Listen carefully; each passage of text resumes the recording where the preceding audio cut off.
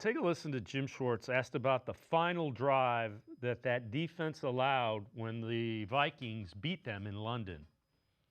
Yeah, I mean, I don't think I've been able to keep any food down since we gave up that touchdown. And you know, when you get the lead in the fourth quarter, hallmark of a great defense is you close the game out, and we failed in that regard. We had some cushion to work with, and through different things, we had a couple missed tackles in there. We had, you know, some. I don't know. It's just some poor execution of some things, and we gave up a couple plays that we shouldn't have put them in scoring range, and then all of a sudden we were on our heels, and we just needed one play. We needed a sack, a tip ball interception, a third down stop. Just needed one play, and we just failed to get it done. And we certainly take that we take that responsibility on us. It's up to us to close games out.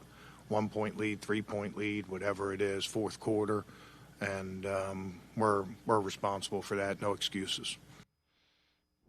Spencer, I'm not surprised that was his reaction, because that's kind of the way this team is built.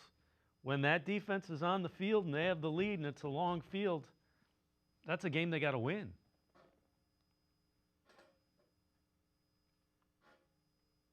Sorry, it's refreshing to hear a coach and even a player like Denzel after the game, you know, sort of take it upon themselves to say, hey, this one's on me.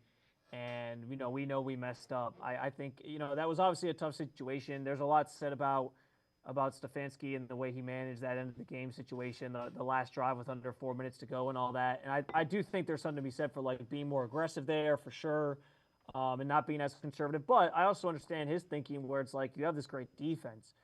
You're going to sort of play to your strengths a little bit and see if they can sort of close out the game. So Schwartz highlighting some of the things that went wrong, I think, is very valid.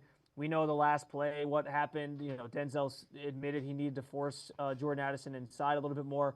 And it's tough because, you know, one or two. It's why football is great, but it's also why, like, they call it a game of inches, as cliche as it is, because, you know, sometimes you win in the margins. Like, if Denzel plays that play differently and Hickman can actually get over and cover the route, maybe the Vikings don't win that game, and the Browns are 2-3, and all of a sudden, hey, you know, you're a win away from being 500 again. Like, it's so, you know, that was a theme I think in the locker room today too. Like Joe Bitonio mentioned it, that they're a few plays away from being, you know, 0-5, and they're a few plays away from being 3-2. Like it's kind of crazy how that works in the NFL. And this team right now just can't make those plays in key spots to finish games. And it's tough when the unit you've been able to trust to this point to do that for you sort of lets you down. But at the same time, for as good as this defense has been, it's hard to, you know, dwell on that and point the finger at them completely, because they've been the reason they've been in most of these games this season in the first place, because they've been so brilliant.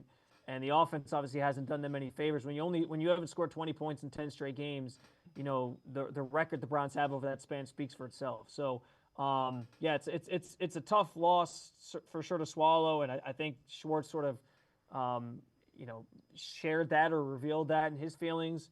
But you know, I have faith that the defense will bounce back and be okay, and that'll play itself out here obviously on Sunday against the Steelers, which is the next test for them.